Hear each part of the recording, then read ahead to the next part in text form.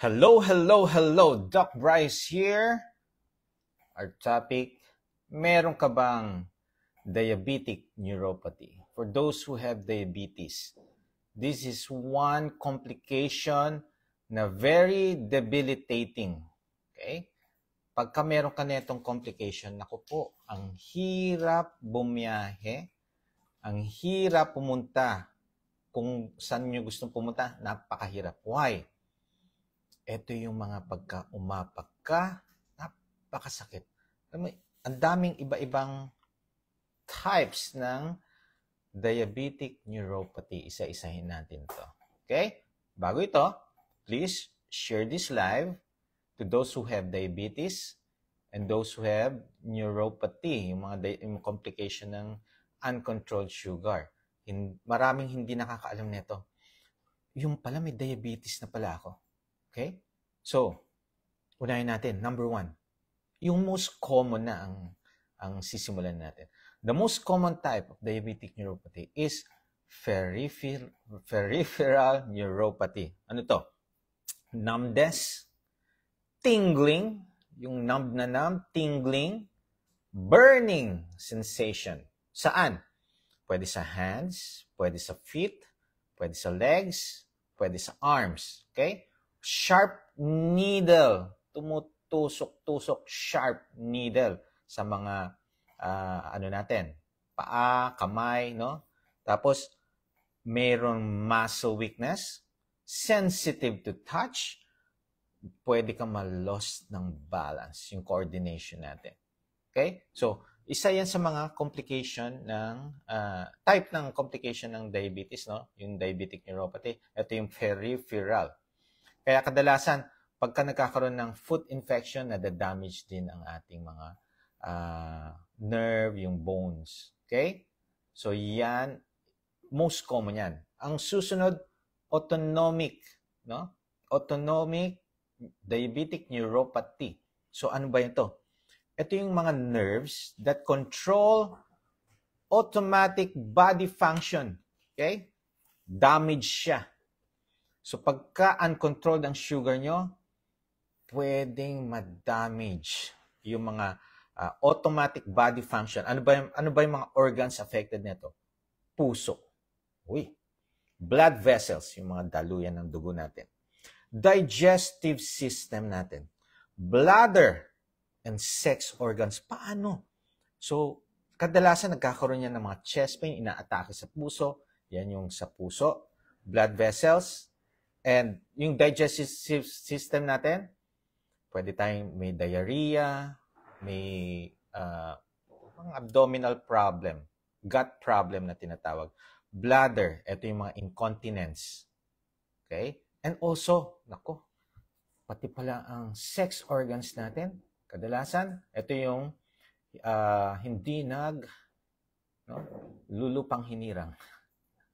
And also, nagkakaroon ng dryness dun sa parte ng mga female. So, yan ang isang complication, no? Pagka hindi natin makontrol ang sugar, nagkaroon tayo ng diabetes, ayaw nyo nang kontrolin, no? Hinayaan nyo nang magwala ang sugar ninyo. Complication yan. So, pati lahat pala ng organs apektado. Kaya kadalasan, no, if you are diabetic, high risk for cardiovascular diseases, so pwede kang ma-heart attack. Okay? Another types of neuropathy ng diabetes is focal diabetic neuropathy. Affects a single or group, no, of nerves. Pwede ito yung tinatawag na mononeuropathy. Pero, ang maganda dito, no, hindi siya naglalas. Walang lasting damage siya. Pwede siyang mawala agad. Okay? Pain in chest, stomach, thighs, no, nagdo-double vision, pwede yan. Paralysis in one side of your face, hearing problems, okay? Weakness sa hand natin. So, ito yung mga pwedeng mangyari sa inyo. Okay? Tapos, ang pinaka-rare naman, ito yung tinatawag na proximal. Kadalasan sa mga matatandang diabetic to. Okay? nagwe-waste ang muscle.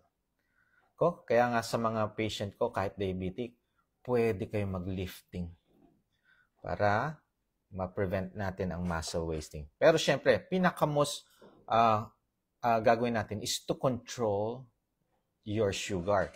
So, pwede pa rin pain in your thigh, any part of your body, may pain, may weakness in your legs.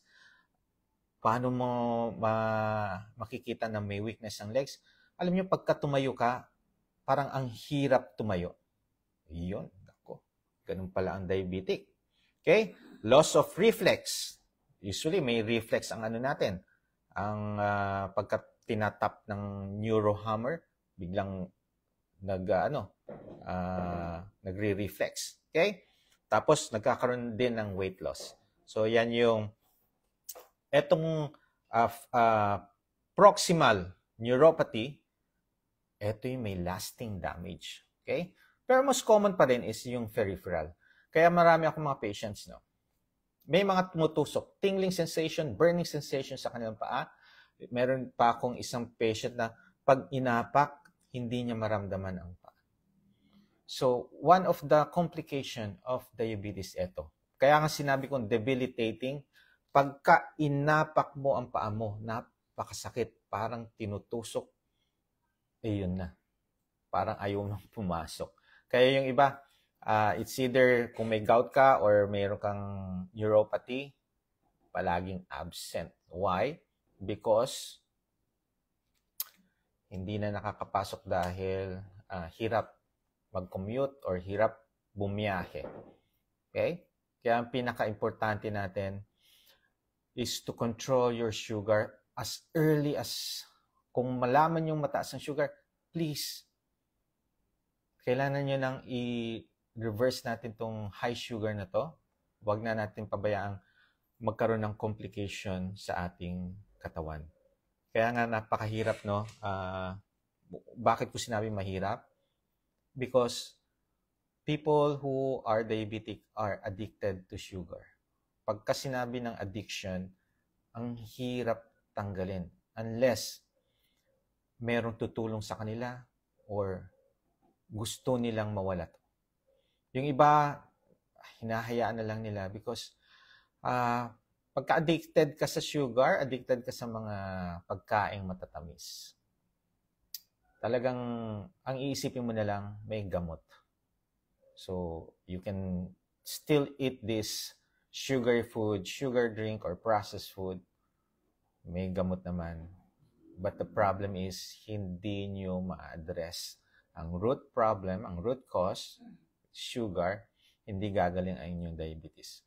Ang mangyayari lang yan, okay, it will worsen your medication na isa lang na gamot, nagiging 2, nagiging 3, nagiging 4, and then magugulat ka na lang, nag-i-insulin ka na together with oral medication. Now, isa lang yan ang diabetic neuropathy. Ang complications ng diabetes. Napakarami pang ibang mga complication na hindi alam ng mga tao. Ang alam na lang nila, may gamot. Mataas ang sugar mo. Pwede na to. Maggamot ka muna. Huwag mong intindihin yan. Kumain ka lahat ng gusto mo. Oh no. Okay? Disaster ang tawag ko dyan. You want to normalize your sugar? Umiinom ka ba ng gamot? Gusto mo matanggal? Ito lang gagawin ninyo. Skip or limit or tanggalin nyo na ang mga sugar food, sugar drink. Tingnan nyo. Test nyo lang. Pagka tumaas ang sugar ninyo, sigurado itong mga pagkain na to ang tinitake ninyo. Okay? Pero yung iba, hindi naman matamis yung pagkain ko. There are foods that are not sweet, pero nagpapataas ng sugar natin. Marami po yan. Ano ba mga to? Mga processed food, no? Yung mga bread, pasta, yan. Hindi yan matamis, pero nagpapataas ng sugar. Okay? So, wag na nating idahilan na may gamot naman dahil hindi gagaling ang inyong diabetes. Okay? Pwedeng mag-normalize yan. pwedeng mabawasan ng gamot nyo kung gagawin nyo lang ang mga ito. Umiwas processed food. Mag-focus kayo sa lutong bahay.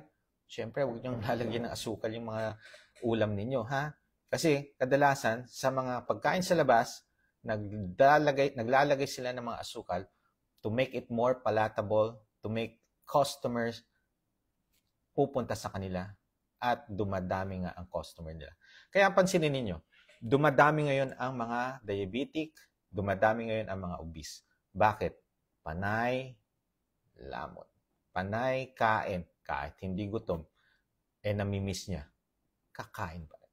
Okay? So, peripheral neuropathy, most common cause, autonomic, yan. And focal, proximal neuropathy, ito naman yung rare. Pero tandaan natin, kahit na anong types ng diabetic neuropathy yan, we need to control your sugar. Pwede nating ma-lessen ang damage kasi pagka hinayaan nating matagal-tagal na hindi nyo binibigyan pansin ang inyong sugar, na-prolong ang damage sa mga nerves natin. Pagka na-prolong ang damage, pwedeng hindi na gumaling. Yung iba, nalilesen yung mga symptoms, naaayos yung mga symptoms, pero may damage pa rin. Merong iba naman na aagapan natin. Kaya nga, as long as nalaman yung diabetic kayo or mataas ang sugar nyo, let us control na ito para hindi na natin mahantungan yung damage. No? Damage goods na. Okay? So, yung iba nga, ako, Dok, bakit ganun? May ED na ako. Ako, baka diabetic ka. Okay? Control your sugar, no? And then you will enjoy quality of life. Hindi quality of life yan kung para kayo nabaldado, naka-wheelchair, dahil hindi makalakad. Okay? So, control your sugar. Do it para magkaroon ng quality of life. Okay? So, pakishare ulit ito.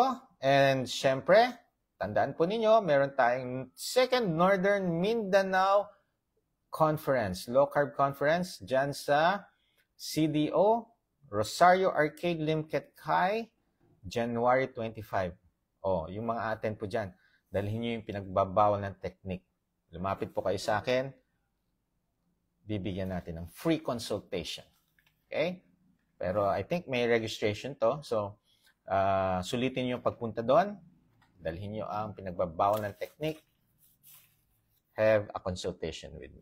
Okay? So, this is the right time, no, to ask question. Pero paalala lang po, ang lecture ko ngayon ay for knowledge purposes only.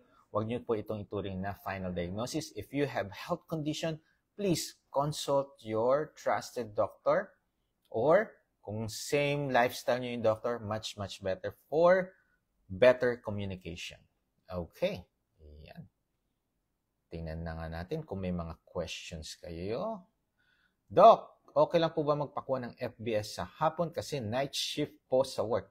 Well, okay lang po yan. Tanungin niyo po sa diagnostic center kasi minsan pag sa hospital, I think morning lang yata sila nag-ano yan. Pero sa mga ibang diagnostic center, pwede naman po. Okay? Okay. Pwede po ba? Ay, wait lang. Ayan. Thank you for sharing. Okay.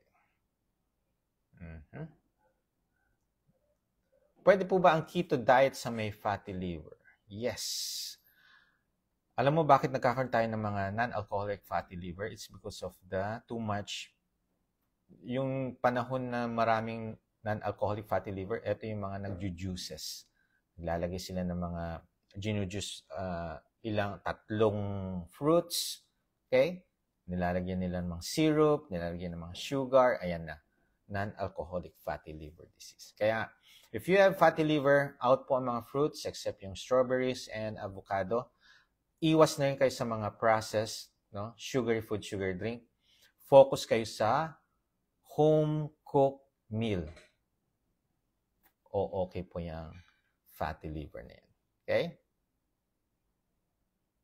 Ayan. Out po sa, okay?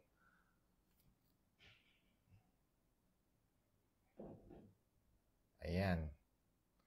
Ako po, ayan. Gandang gabi po. Bakit po kaya masakit lagi binti ko, Dok? Saka po pag madaling araw, pinupulikat ako pag inuunat ko binti at paa, Dok. If you are doing the low carb, maybe you are dehydrated. Okay? Usually when we start the low carb lifestyle, our kidney will push out all those salts, all those electrolytes. So, kadalasan, pinag-i-start ko yan ng electrolytes para ma-prevent natin itong mga cramps, okay? And, or ma-lessen natin. Okay? Ayan. Oh, rheumatoid arthritis, autoimmune, Hepa B. Ay, naku po, may Hepa B pa. Okay. Anong dapat gawin? Stick, no? To a very healthy diet. Ano pa mga healthy diet? Eat home-cooked meal, lutong bahay. Bawal po ang mga processed food, sugar drink. Okay? Address that and mag-i-improve po ang inyong pakiramdam. And syempre, nutrition lang to. Do fasting, then exercise. Eat whenever you're hungry. Do lifting exercise. Pagdating sa Hepa B, once kasi meron ng Hepa B, no? Pwede, alamin natin kung nakakahawa ba yung Hepa B natin. Yung mataas ang tawag dito, titer ng ano natin. Okay? So, kadalasan, meron na tayong mga vaccine. Kung malala pa yung Hepa B, may mga vaccine po tayo na antiviral po na kailangan inject po. Okay? Yan. Coke Zero sa diabetes, wag na muna. Okay? If you are diabetic, focus more on, kasi may sugar pa rin ang, yung mga soda, na zero soda. Meron pa rin. Okay? If you are diabetic, out po yan. Focus lang kayo sa water or electrolytes. Mag-coffee na lang kayo, no creamer, no sugar, or tea. Iwas mo na dyan. Ngayon, kung kadalasan sa soda, ang kaya hinahanap natin yan is because yung magpapadighay.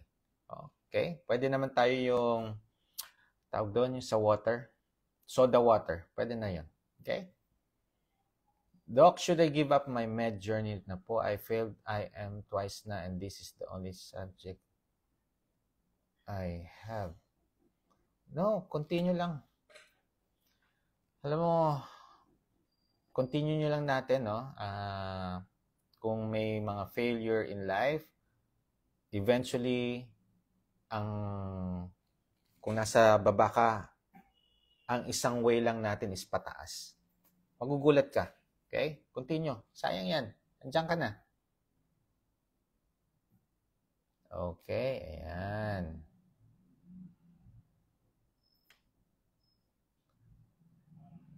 Okay. Delikado po ba ang fatty liver, Doc? At ano po ba pwede kainin sa may fatty liver? Okay.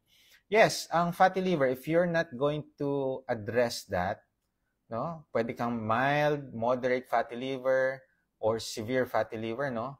Pero pagdating ng liver cirrhosis, nakakatakot na yan kasi irreversible ang liver cirrhosis.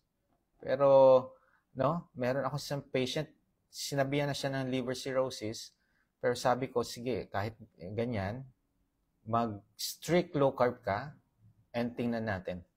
Aba, nagulat siya from liver cirrhosis. Umokay yung liver niya. Kaya sabi ko, baka naman nagkaroon ng misdiagnosis, hindi siya liver cirrhosis. Baka nasa moderate or severe fatty liver lang.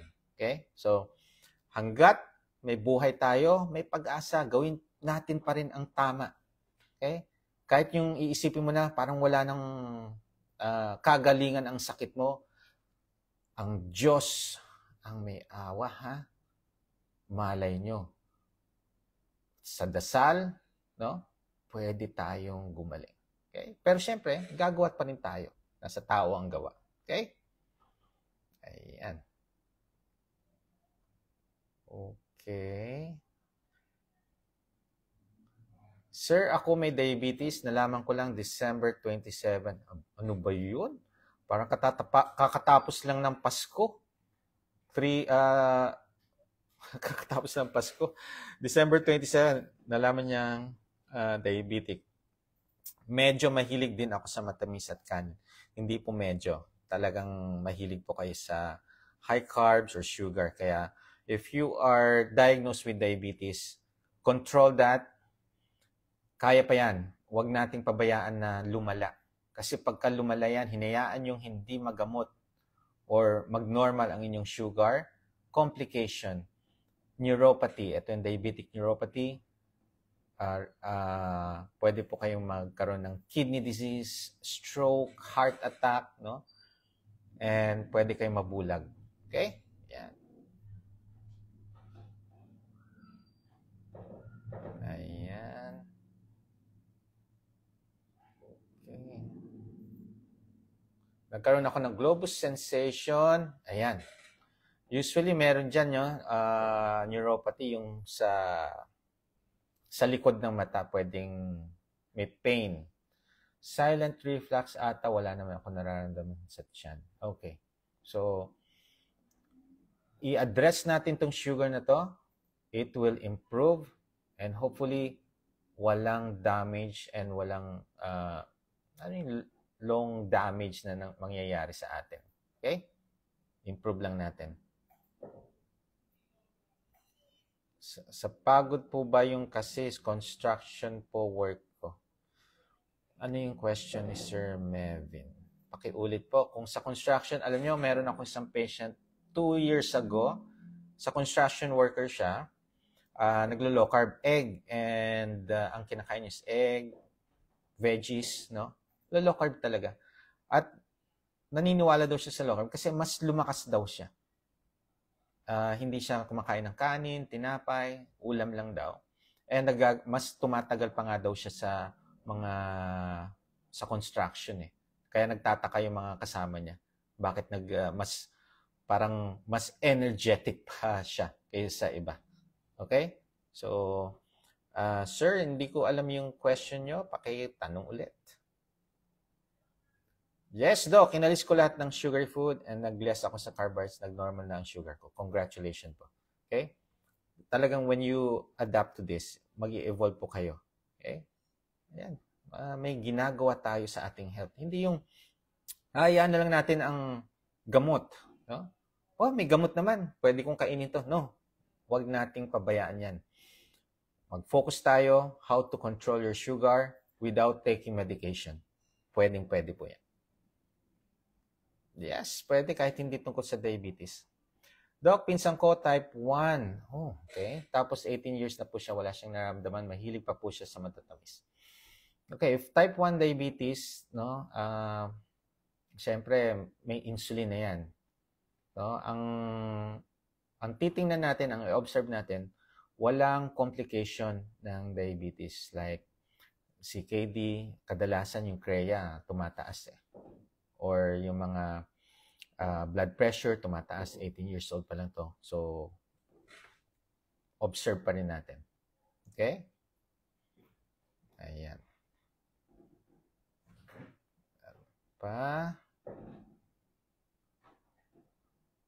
Anong dapat gawin kung may neuropathy? Totoo po, hirap maglakad. Ano po dapat kainin? Nako, ayan na. Ito na, nakaka-experience ng mga tusok-tusok, burning sensation, tingling, no? Umiwas sa processed food, umiwas sa mga matatamis na pagkain or inumin. Kadalasan, pagkain niya sa labas. So, if you want, focus more talagang home-cooked meal. Okay? Ang inyong ingredients, salt and pepper, herbs, and spices. Paano mapapabilis mawala ang belly fats ko? Ano po ba mainam ng mga low-carb foods? Okay, focus ka lang sa safe food list. Okay? When you adapt to a fat-burning body, yung belly fat, mawawala. Kaya, pagka nag-start ka nito, no, luluwang ang damit mo after 1 month, after 2 months, mapapansin mo lumilit ang tiyan, yung belly fat mo. So, focus lang. Okay? Doc, bigla po bumaba ang sugar ko while I'm in low carb po. What to do po? Eat. Pagka bumaba, pansinin nyo, kadalasan sa mga naglo-low carb, kahit 70, 60 ang sugar, no? 60 milligrams per deciliter, wala silang nararamdamang discomfort. Why? Nasanay na ang kanilang katawan na sa low carb, no? So, yung ganong kababa, hindi na nila nararamdaman. Pagka yung hindi pa sanay sa low carb lifestyle, bumaba lang yata ng 70, ayan, nakakaramdam na ng discomfort. Okay? Ang gagawin po ninyo, kung mababa man ang sugar ninyo, kumain lang po kayo. Okay? Pero, kainin nyo yung nasa safe food list. Kasi kadalasan, ang thinking natin, oy, kain na tayo ng chocolate, inom na ng soda, inom na ng juice. Ang problem, grabe ang pagtaas naman ng sugar. We can elevate our sugar safely, no? Eat real foods, yung nasa safe food list na. Okay? Hi, Doc, yung electrolytes, water, ilan hours po siya pwede i-consume? Within 24 hours, pag umabot na ng 24 hours, tapon na, timpla na po kayo ng panibago. Okay? Ayan. Diabetic po ba naapektuhan ang mata na hindi makakita? Yes! Ito yung tinatawag pong diabetic retinopathy. Ito po yung isang complication ng uncontrolled sugar. Sa umpisa, nanlalabo until such time na mabulag.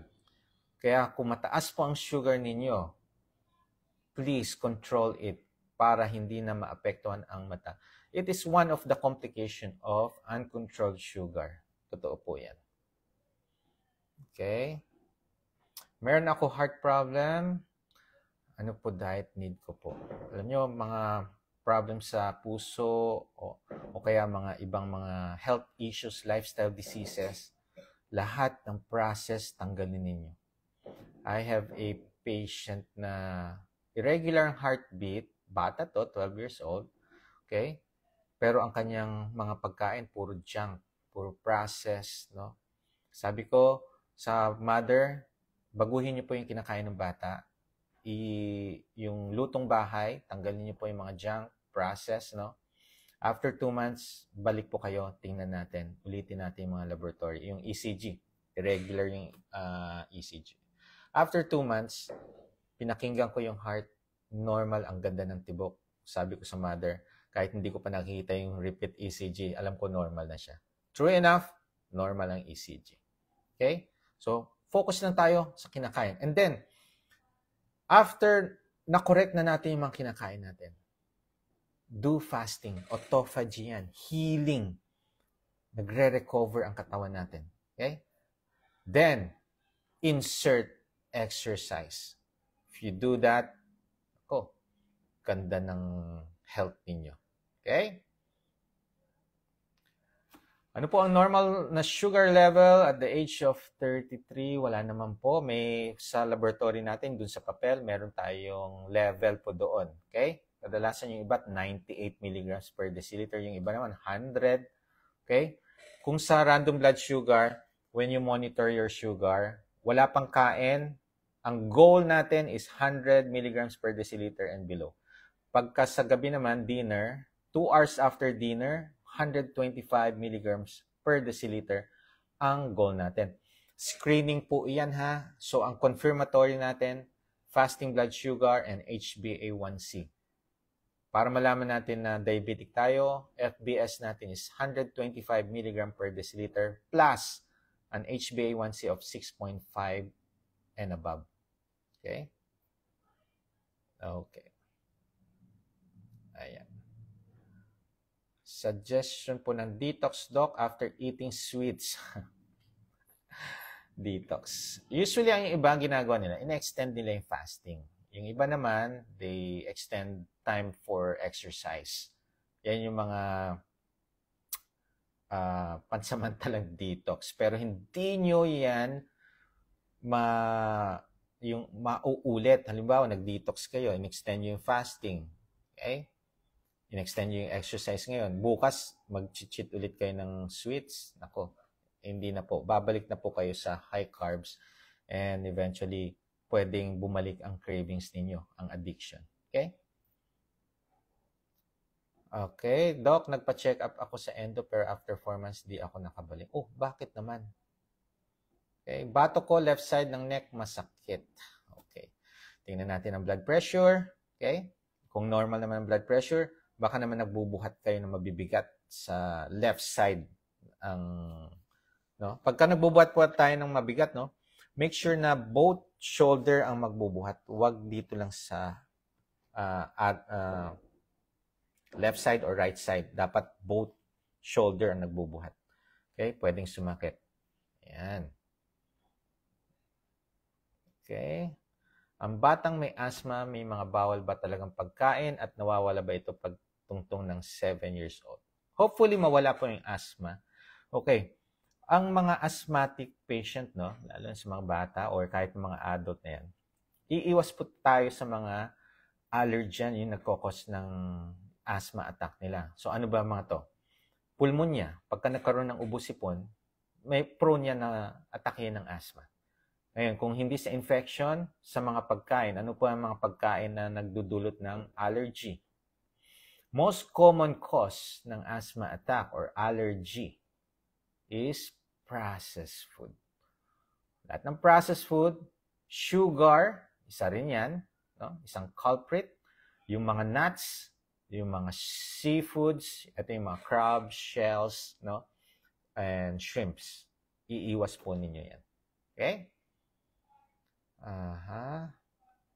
Nagtitake po ako ng gabapentin. Yes, it addresses the neuropathy. Pero naging makakalimutin ako, 21 pa. Nako. Alam mo, yan yung sinasabi nilang pagka nagkakaroon ng dementia, Alzheimer, memory loss, no? Parang yan yung type 3 diabetes na tinatawag. Pero kukunti pa lang ang nag-aano niyan. Nag-a-accept. Hindi pa nila alam ang type 3 diabetes. Oh, okay? Yan yun. Okay? Ayan. Anong maganda pag nakadura ng dugo, matagal na siya may ubo? Naku po. Okay. Gaano katagal? Usually months or more than 2 weeks of coughing, pa-check up na kayo, ha? I-clear natin yung tuberculosis. Pwede rin naman chronic cough, pwedeng nagasgas ang lalamunan kaya nakadura ng dugo. Pero after magaling, okay na. Pero pagka chronic coughing 2 weeks or more with antibiotic, mag-iisip na ako ng tuberculosis. Pero kailangang i-address natin yan kasi nakakahawa po iyan. Okay? Pero once na nakainom na ng gamutan, no? 2 weeks na nakainom ng gamot, hindi na po nakakahawa ang may mga tuberculosis. Okay? Ayan.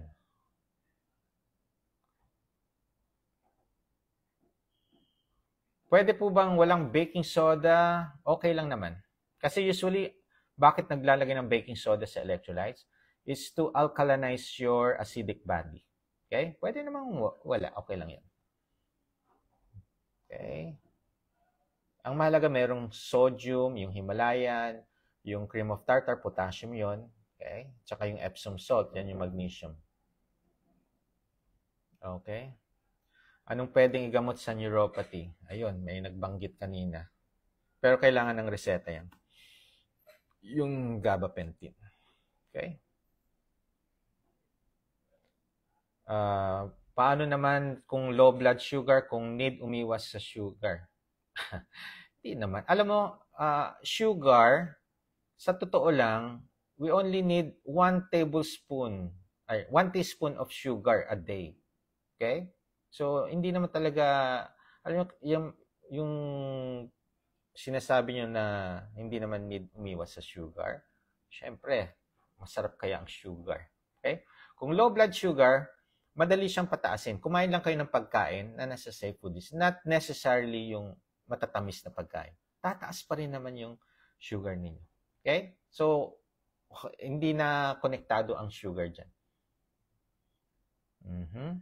Ayan. 1 month, mahigit na din po kasi naka-confine. May hydrocephalus. Okay, malaki po ang ulo. Yes, pagka nasa ospital talaga, grabe ang stress, puyat, no? Ayun, tumaas daw ang sugar niya. Nalaman ko lang din po nitong December na mataas sugar ko. Ayan. So, address na natin. Ano yan eh? Pwedeng unconsciously nagkakaroon kayo ng stress eating. Pagka may stress eating, kung ano na nakakain natin na high in carbs, sugar, no? Very, ano siya eh. Pagka nakakain kasi ng sugar, parang yan yung nagpapakalma. Okay? Yung iba. Okay. Good evening sa... Ayan. Ako po, 241.8 CREA. Siyempre, hindi po yan normal. Okay? Mataas po yan. Need yung consult. At baka may kidney... Malamang, kidney disease na to. Okay. Doc, yung asawa ko wala nakitang kidney stone sa ultrasound pero may nakitang protein sa ihi, tumaas ang CREA. Naku po, okay. Pagka mataas po ang protein natin sa ihi, no, there are different factors that can cause increased protein sa urine. Dehydration is one. Okay? Infection or inflammation is another. Yes, yung strenuous activity, pwede na magpataas ng protein sa ihi. Pero pagka nakita nyo may CREA na mataas, baka kidney na ang problem. Okay? So, need nyo ng ayusin nyo yung mga kakainin. Talagang lutong bahay, tapos focus lang kayo sa kakainin yung protein. Ako, nililimit ko yung protein. Okay. Panay suka, kada kain. Naku po. Anong gamot sa panay suka, kada kakain? Okay, focus muna kayo sa soft food. Baka hindi pa kaya ng tiyan nyo ang solid food. Soft food muna. Okay? Pero syempre, alamin natin ano ang nagkukos. Is it infection? Magpatingin po tayo sa doktor ha, para maayos natin yan.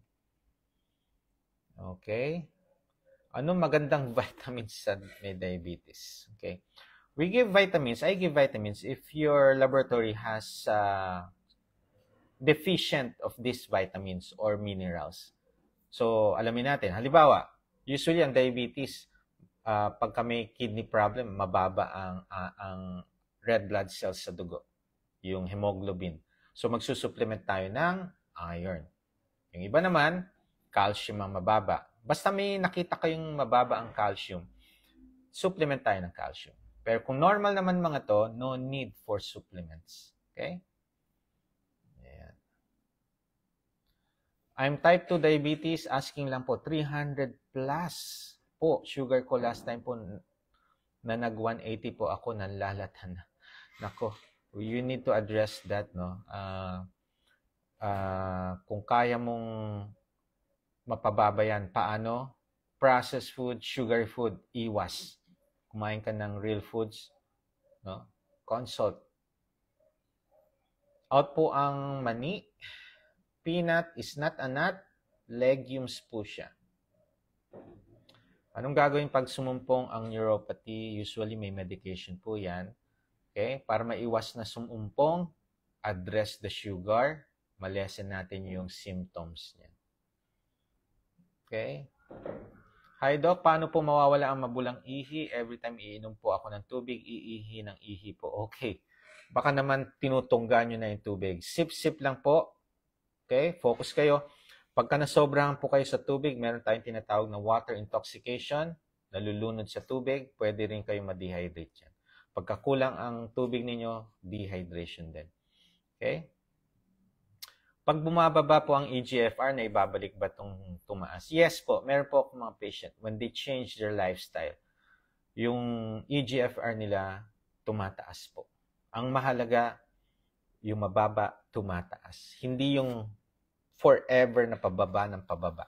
Okay? Kasi hanggat mababa yan, dyan mo malalaman ang stage ng kidney mo, ng chronic kidney disease. Okay? The lower ang EGFR, the worst yung kidney mo. Okay? Okay. Anong gagawin pag mahapdi ang tiyan ko? kapag uminom ako ng electrolyte, may gastric ulcer, H. pylori, liver steatosis, and cystic mass ako. Okay, kung merong H. pylori, ang gamot po dyan is antibiotic. Ayusin muna natin yan. Okay? Ayan. Out po ang... ano yan? First time po sa Epsom salt. Mapait po ba talaga? Okay, doon sa mga nagtitimpla ng electrolytes, 1/8 teaspoon of Epsom salt. Food grade. Make sure it's food grade. Kasi meron pong Epsom salt, ginagamit po to sa soak, iso-soak yung paan natin. Huwag po yon, ang gamitin nyo yung food grade. Okay? Tapos, yung iba na-advise ko na maglagay ng sliced lemon dun sa electrolytes para magkaroon parang lasang lemon water. Okay? Ayan. Okay. Doc, ako po ay 30 years old na po, pero until now, panay ihi at inom pa rin ako ngayon. Ihi at inom. Ano, inom ng alak? Okay, okay lang uminom, basta ang mahalaga, water. Okay? Ihi, okay lang, natural yan eh. Natural na naglalabas ng mga toxins by urinating. Kaya ang mahalaga, you drink electrolytes or water. Okay? 1.3 po ang CREA ng hobby ko. Oh, magandang 1.3. Kaya yan.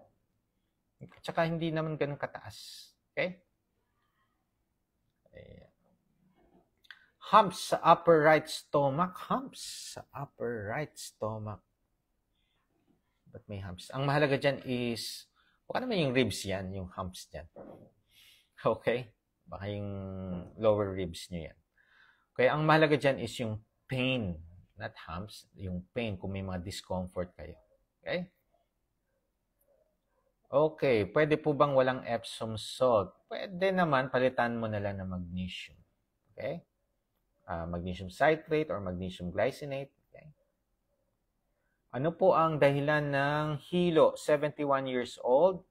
Normal naman po ang mga laboratory. Okay, marami pong factors yung hilo. Isa is dehydrated, pwede ka mahilo.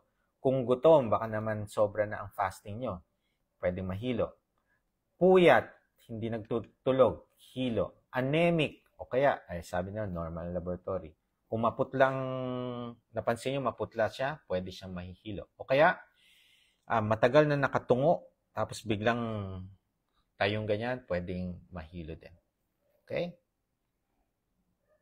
Ayan. Nagpalab ako, may dugo sa stool ko, may gastric ulcer. Okay. So, antibiotic muna ang gagawin ninyo. Okay? May bacteria, may infection po kayo, kaya kayo nagkaroon ng ulcer. Ang bacteriang H. pylori, Helicobacter pylori, ang nag-cause ng ulcer nyo. So, ang gamot po dyan, antibiotic. It's not the low carb. Okay? Yes, pwede po mag-electrolytes sa diabetic. Okay. Ano gagawin kahit nagte-take na po ng metformin, hindi pa din nabababa sugar, lagi po nasa 8. Oh, taas din yun ha. Okay, tanggalin nyo po ang mga sugary food, sugar drink. Umiwas kayo sa pagkain sa labas. Meron pong pagkain na hindi matamis pero nagpapataas ng asukal. Ano to? Kanin, tinapay, pansit. Yan. Nagpapataas po yan ng sugar. Normal po lahat sa akin pero sumasakit ang joints ko. Fluids, water. Isang number 1 na nagkokos ng pain sa katawan natin, dehydration. Okay? O kaya, baka naman puyat. Alam mo, pwedeng sumakit ang buong katawan nyo dahil sa pagpupuyat. Okay.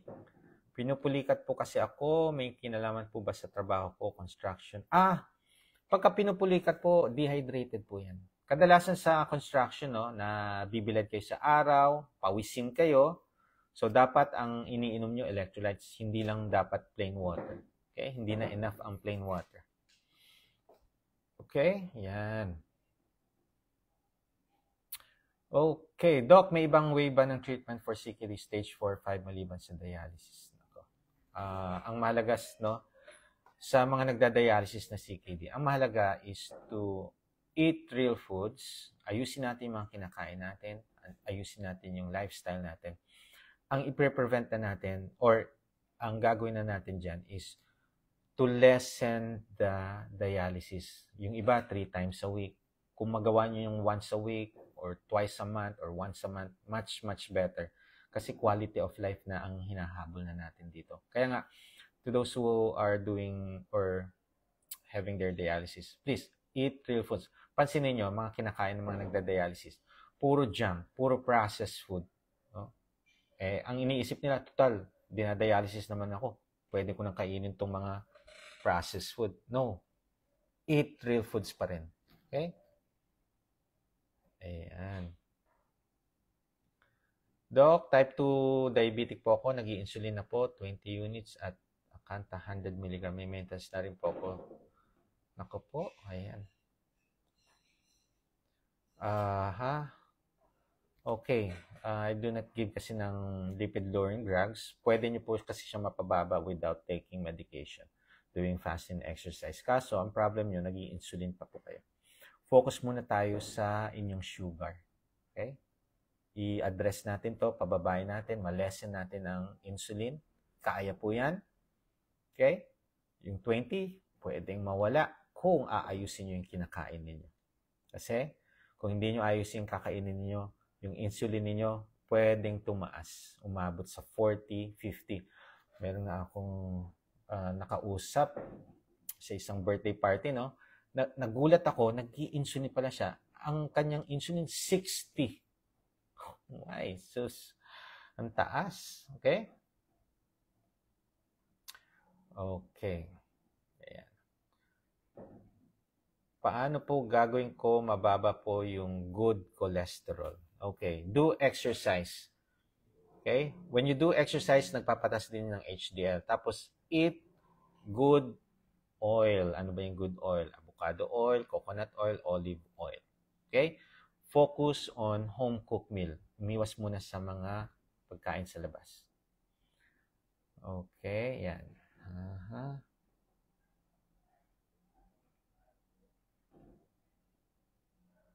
May nakitang blood sa ihi, Doc, pero wala namang kidney stone sa ultrasound. Binigyan lang kami ng sambong. Okay, very good kung wala nakitang ihi. Ang mahalaga is wala nang dugo sa ihi. Ha? So, plenty of water. I-compute natin yung fluids nyo per day. Huwag po kayo ma-dehydrate. Yan ang importante. Okay. Ayan. Uy, posible po ba diagnosis ng ASD sa adult? Ba?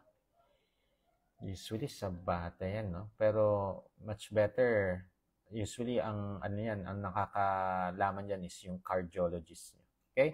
2D echo, makikita natin yan. Okay? Okay. Ano pa mga question nyo?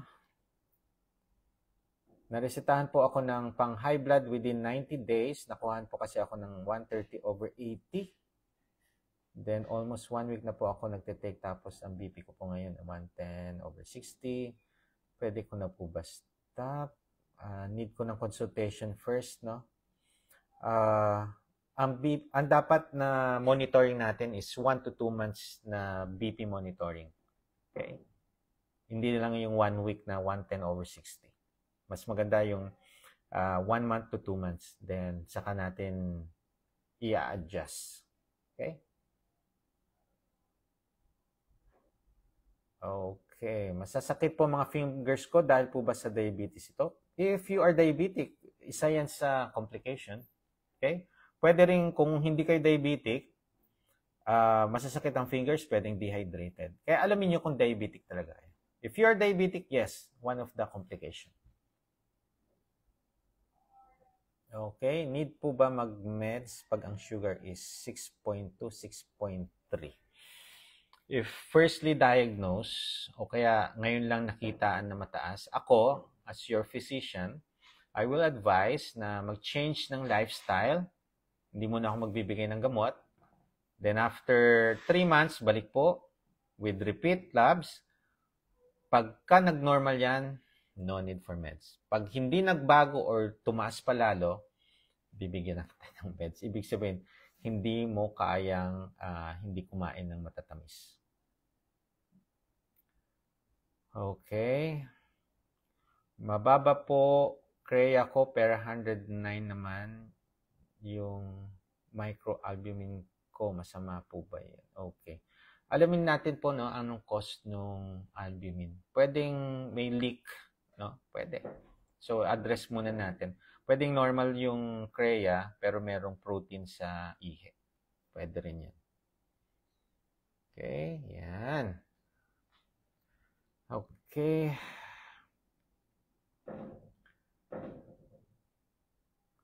Diabetic, manhid, mga paa at kamay. Yes. Neuropathy. Peripheral, diabetic peripheral neuropathy po ang tawag dyan.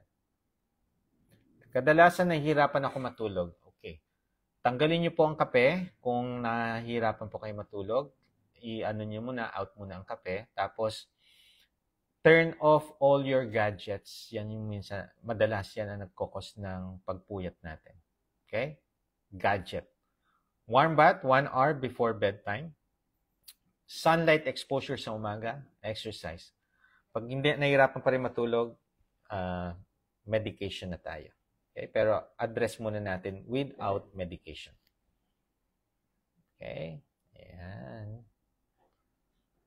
Diabetic po ako, type 2 at natas na rin CREA ko. Ano po ba mga pwedeng kainin? Nag-i-insulin na rin ako. Naku po. Ayan. If kung mataas na ang creatinine ninyo, we need to address your sugar talaga. Kasi pagka uncontrolled ang sugar nyo, tuloy-tuloy na nadadamage ang ating kidney. So, it's one of the complication ng diabetes. Okay? So, need natin alamin lahat ang aayusin. Okay lang po ba uminom ng half teaspoon of guayabano powder every morning to replace coffee? Bakit guayabano powder? Ano to? Leaf? Pwede naman yung mga green tea. Okay lang po, replace sa coffee. Doc, plus 3 ang glucose sa ihi. Malala na po ba yan? Okay. Are you taking medication? Meron kasi mga medication na nilalabas ang sugar sa ihi. Okay, pwede. Okay. Posible po ba bumaba ng 10 ang eGFR ko in just 7 days? Oo naman, pwede. Lalo na kung unhealthy choices of foods pang inaano mo. Pwedeng lumala. Meron akong patient, lumala eh. In-advise ko na for monitoring para alam niyo, pag kami minomonitor namin pasyente, kami yung konsensya, nagpapaalala, out po ito. No? For in-advise na siya ng dialysis. Sabi ko, mapapababa pa natin tong CREA kung mag-start na tayo. Christmas party. Yeah. So, after Christmas party, ayan na, nag-1,000 na ang kanyang CREA. So, talagang, once na nalaman niyo mababa ang inyong eGFR, start now. Ayusin na natin. Sa totoo lang, pagka meron ng trend na pataas ang CREA nyo, huwag nyo nang pagpawalang bahala. Okay? Gumawa na kayo ng paraan, paano pabababain natin ang CREA. Okay? Yan yung mga pinagsisisihan ng lahat. Kung in-address ko tong condition ko to, hindi sana ako hahantong sa ganitong situation. Okay? Ang mahalaga lang, merong naggagabay, merong nagpapayo. Okay? Kung walang nagpapayo, wala. Patungo sa worst yung health nyo kung wala nagpapayo. Okay? Kadalasan, busy tayo, papabayaan talaga natin. Okay? Doc, tumaas daw po uric ko. Ano po dapat gawin para hindi sumakit mga buto ko? Nag-TB med po ako. Uy, pagka tumaas po ang uric acid natin, no, address natin yung hydration. 2/3 of uric acid comes from our body. So, kailangan nating eliminate by hydrating our body. Okay? Ayan. Ayun. Ano po ang best type of rice? Okay. If you're into low carb, wala nang rice. No rice na. No bread, no pasta. Okay? Ayan. Kung naglo-low carb. Hirap pag may toddler. Toddler kasi ang kulit. Oo naman, mas maganda ang toddler na makulit, no?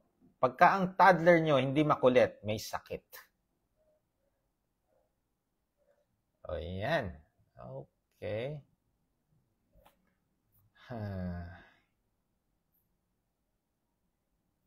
Hi po, September 2024, HbA1c ko is 7.7. Uy, mataas. Nag-low carb po ako, pero di ko po napanindigan. HbA1c ko po this January is 5.4. Aba, okay lang po ba na napapacheat ako madalas? Okay, ganito po yan, no? It is so lucky na bumaba siya. From 7.7 naging 5.4, which is normal na po yan. Kasi ang normal is 5.6 and below. Okay, kung hahayaan nyo, papayagan nyo na cheat kayo ng cheat, babalik yung cravings ninyo and eventually, marami na ulit kayong kinakain na yan. Hindi na yan cheat, cravings na yan. So, ano na. Then, the next na check nyo ng HbA1c, tataas ulit yan. Okay? So, kadalasan ang ina-advise ko, every 3 months, pa-check nyo. Kung normal pa rin, for 2 consecutive 3 months, no, na normal ang HbA1c, FBS, pwede na kayong kumain sa Quotient Food List. Pero ang Quotient Food List, 2 or 3 times a week lang, wag everyday. Creatinine ko ay 1.2. Okay, konti na lang. Real foods. Tapos, focus po kayo dun sa keto. Mas ano yan. Okay po yan. Ayan. Pre-diabetic po ako, pero controlled na po sugar ko. Berberine 500 mg, Ceylon cinnamon 3 times a day. Okay, very good. May tinnitus, pwede, or ringing of the ear yan eh. Tingnan niyo kung meron kayong infection sa ear, infection sa nose, no? May sipon, may allergy, pwedeng ringing of the ear. Pa-check up nyo sa ENT muna yung tinnitus nyo. Okay? Pwede. May pwedeng connection yan sa diabetes kung hindi nakokontrol ang sugar. May effect po ba yung dehydrated ka kapag nagpapalab ka? Kasi yung WBC ko medyo mataas. Ang WBC po, kung sa CBC, mataas, ibig sabihin merong infection, bacterial infection, not the dehydration part. Okay?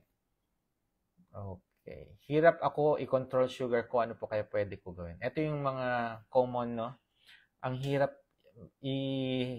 iwasan ang mga pagkain matatamis. Bakit? Addicted po kayo doon. Kahit nasabihin nyo, ayaw nyo na, kaso addicted tayo sa sugar unconsciously, or may mga reasons tayo, ay, konti lang naman. So, mapapakain ka talaga. Okay? Ayan. Okay.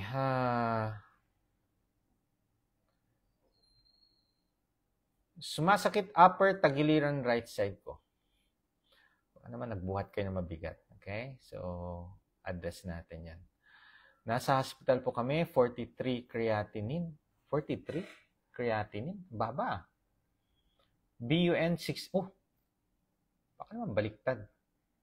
Baka creatinine ang 650, BUN nyo 43. Naku po, ang taas niyan. Okay?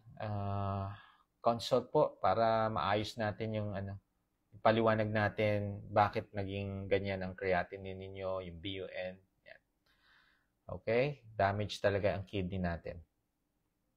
Paano po ba gamutin ang herpes simplex virus sa lips? Okay. Meron po, antiviral po yan. Okay? Consult. Alamin natin kung talagang herpes yan. Maraming nagsasabi herpes, hindi naman. Doktor lang po ang magsasabi na kung herpes. Para maresetahan na rin kayo ng gamot. Okay? Ayan. Okay. Hi Doc, silent follower po nyo ako. Ask ko lang po kung delikado na ang 170 na sugar, per normal CREA, uric. Pagka mataas na po ang sugar na yan, 170. Kung hahayaan po natin na puro matataas yan, eventually magkakaroon ng complication ang uncontrolled sugar. Ano po mga complication? Stroke, heart attack, meron na stroke ha, kahit normal ang BP, kung matagal na kayong diabetic, pwede pa rin kayo ma-stroke. Heart attack, CKD, nadadialysis, diabetic neuropathy, diabetic retinopathy, nabubulag, okay, or amputation. You need to address that kung ayaw nyong maranasan itong mga complication na to. Okay? So, tandaan natin, lahat ng ginagawa natin, kinakain natin, will give an impact. Malaki, maliit na impact sa ating health. So, choose your food. Iwasan natin magkaroon tayo ng matataas na sugar. Iwasan natin magkaroon tayo ng diabetes. If ever may diabetes tayo, kailangan natin i-address yan. Tanungin ninyo kung anong dapat kakainin. Kasi pwede nating pababain yung sugar. Pwede natin mabawasan ang gamot ninyo. Or yung insulin nyo matanggal. Mabawasan or matanggal. Choose your food. Okay? When you have a right mindset, you need proper low-carb nutrition, do fasting, exercise, be the best version of yourself. Adapt and evolve, gagaling po tayo. Habang may buhay, may pag-asang gumaling ang ating mga sakit. Ingat po kayo dyan. God bless. Bye!